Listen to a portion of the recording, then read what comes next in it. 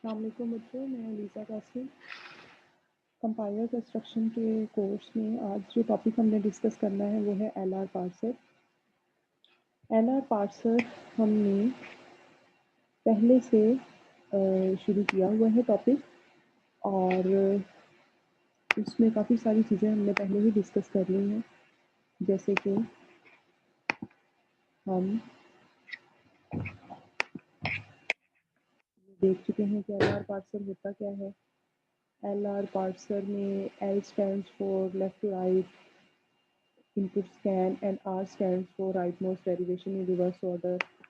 इसके अलावा हमने 4 ऑपरेशंस भी देख लिए हैं, जो कि हैं shift, reduce, accept and error case. Then हमने कैनोनिकल कलेक्शंस भी देख ली थी कि किस तरह से हम कैनोनिकल कलेक्शंस बना सकते हैं। फिर जो जितनी भी स्टेट्स बनी थी कैनोनिकल कलेक्शंस को लेके, उनके लिए हमने एक एफए जनरेट करनी होती है। कुछ इस तरह से हम वो एफए बना सकते हैं। अब इस एफए को देख के हमें समझ आता है कि हर स्टेट से हम किसी भी टर्मिनल या नॉन टर्मिनल सिंबल को उठा के, पढ़ के, रीड करके नेक्स्ट स्टेट पे मूव कर सकते हैं। अगला काम जो हमने करना है वो हमने फॉलो सेट्स बनाने हैं, जितने भी हमारे पास नॉन टर्मिनल सिंबल्स हैं उनकी फॉलो सेट्स बनाना हमने पहले से सीखा हुआ है।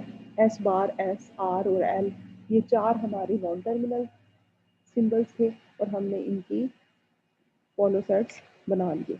उसके बाद हमने एक चार्ट बनाना है या एक टेबल बनाना है, और उस टेबल को इन 4 ऑपरेशंस को देखते हुए हमने फिल करना है।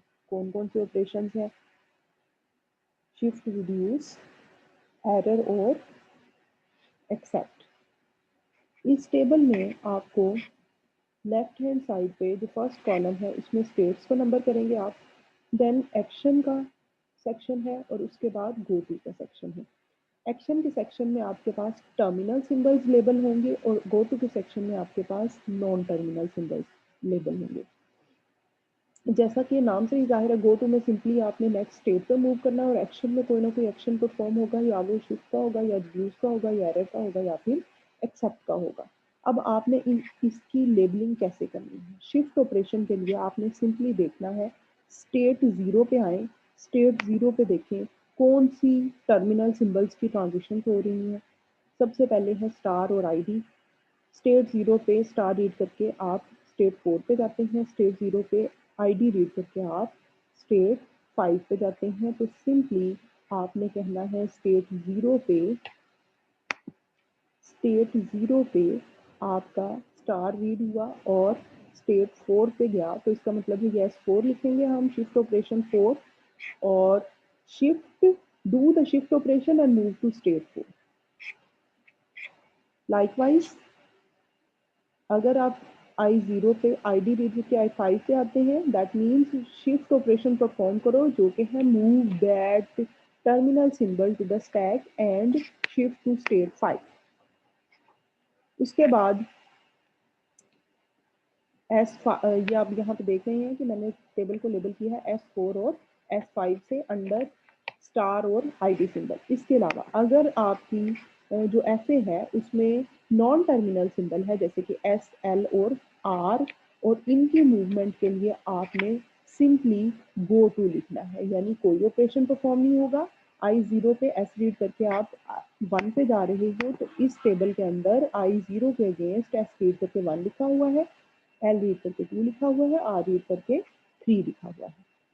ठीक है, बिल्कुल इस तरह से हर एक के लिए आपने शिफ्ट ऑपरेशंस और गो टू दोनों को फिल कर लेना है for all the states, action के लिए भी, गो टू के लिए भी। अगला काम जो है वो है रिड्यूस ऑपरेशन परफॉर्म करना। रिड्यूस ऑपरेशन आप किस तरह से फिल करेंगे इसमें? उसके लिए आपने अपनी जितनी भी प्रोडक्शंस हैं, कैनोनिकल कलेक्शन है जिसके एंड में डॉट आ रहा है, उनको आप लिस्ट करेंगे। उसके साथ साथ उस स्टेट को भी लिखेंगे जो कि यहाँ पे जिस स्टेट में से आपने वो प्रोडक्शन उठाई, जैसे I1 से मैंने S bar can be S dot उठाया तो I1 को मैंने साथ लेबल कर दिया है। देन आपने आपकी जो CFG है उसको राइट डाउन करें, जैसे S can be L equal to R, S can be R, S can be star R, then L can be ID और R कैन बी L। इसको आपने नंबर कर लिया है। कैसे कैसे नंबर करते हैं? नंबर 1, नंबर 2, नंबर 3, नंबर 4 और नंबर 5। अब जितनी भी ये मैंने प्रोडक्शन निकाली थी जिनके एंड में डॉट था अपनी कैनोनिकल कलेक्शन में से, उनको मैंने देखना है कि वो कौन सी प्रोडक्शन का नंबर है, उनके सामने मैंने वो नंबर लिख दिया। जैसे R can be L dot जो था वो नंबर 5 थी, प्रोडक्शन नंबर 5, तो मैंने उसके सामने 5 कर दिया। अब रिड्यूस ऑपरेशन को फिल कैसे करना है? रिड्यूस ऑपरेशन में सिंपली आपने पहली प्रोडक्शन जो है S बार वाली, उसको अभी फिलहाल आप छोड़ दें। I2 स्टेट पे R can be L dot है।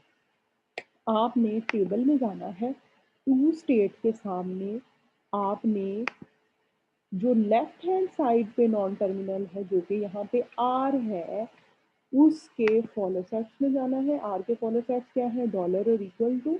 डॉलर और इक्वल टू के नीचे स्टेट नंबर 2 के सामने आपने लिखना है रिड्यूस ऑपरेशन। इक्वल टू के लिए R5 और डॉलर के लिए भी R5। अब 5 कहाँ से आया?